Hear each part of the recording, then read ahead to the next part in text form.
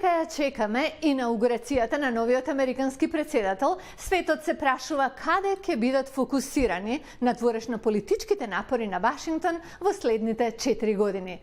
За ова издание на Хоризонти во копродукција со колегите од Радио Слободна Европа, на експертите им го поставивме прашањето: го гледаат ли Балканот на радарот на администрацијата на Доналд Трамп?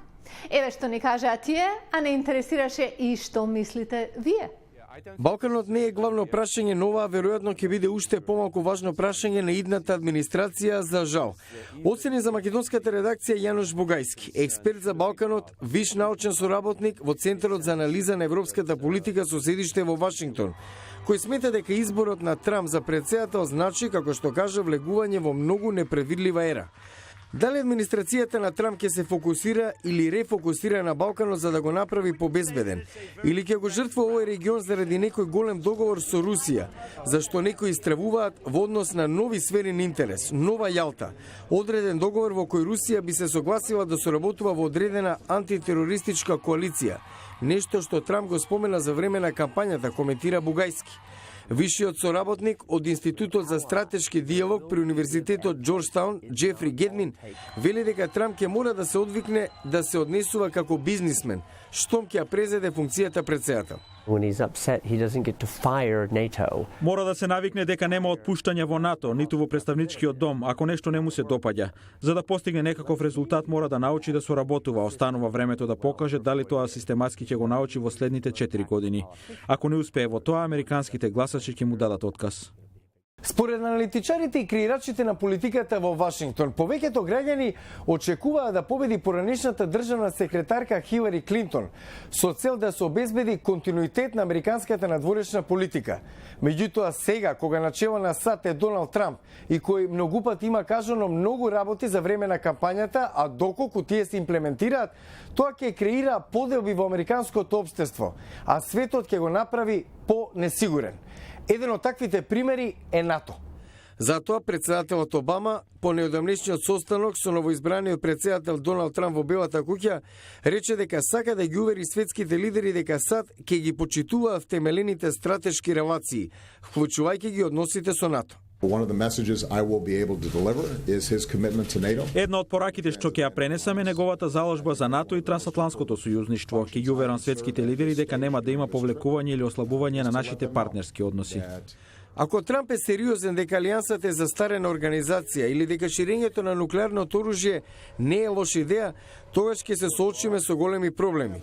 Од друга страна, често има случаи кога кандидатот кажува едно за време на кампањата, потоа тоа е мощно различно од она што би се имплементирало, или што кандидатот е во можност да го имплементира, додава експертот Бугајски, според кого многу ќе зависи од тимот советници кои што ќе бидат околу Трамп. Даниел Сервер од Универзитетот Џонс Хопкинс, добар познавач на Балканот, за српската редакција коментира.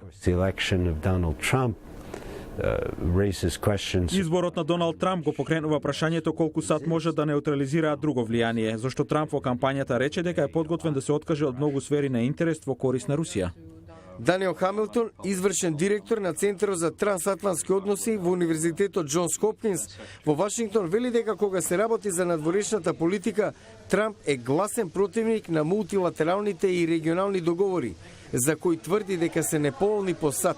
Use the power and the leverage of the American market to force other countries to come to terms. Тој тежне кон користење на големината на американскиот пазар како адут против другите земји да ги прифатат американските трговски критериуми. Најави повлекување од договорот за климатските промени подпишан во Кјото. Сличен пристап има и кон американската национална безбедност.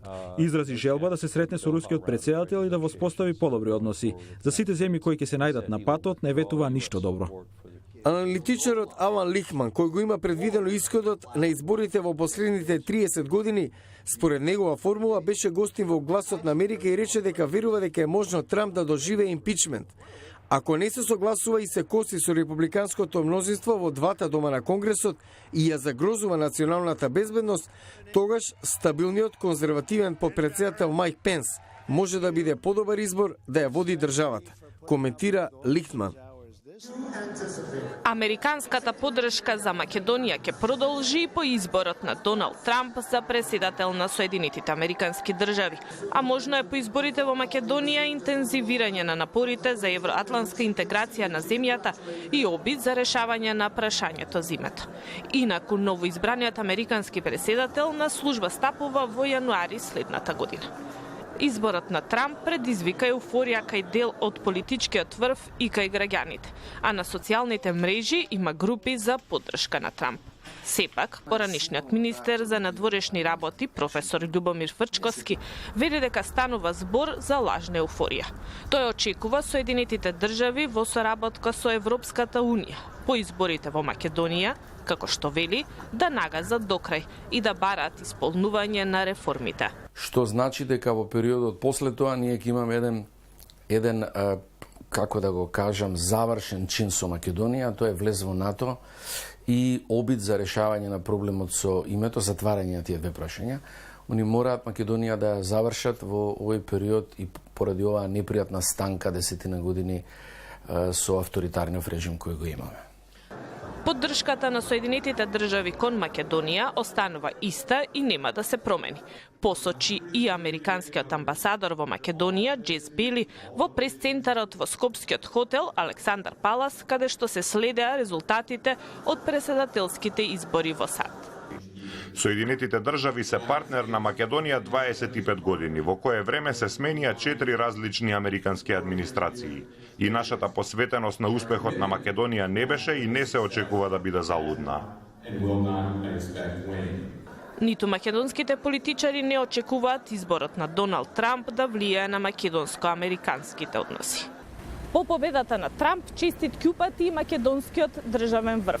Македонскиот председател Ѓорѓе Иванов очекува американска помош за интеграција на Македонија и на регионот во НАТО и во Европската унија. Тој се надева дека Соединетите држави под водство на Трамп ќе помогнат за остварување на македонските стратешки цели.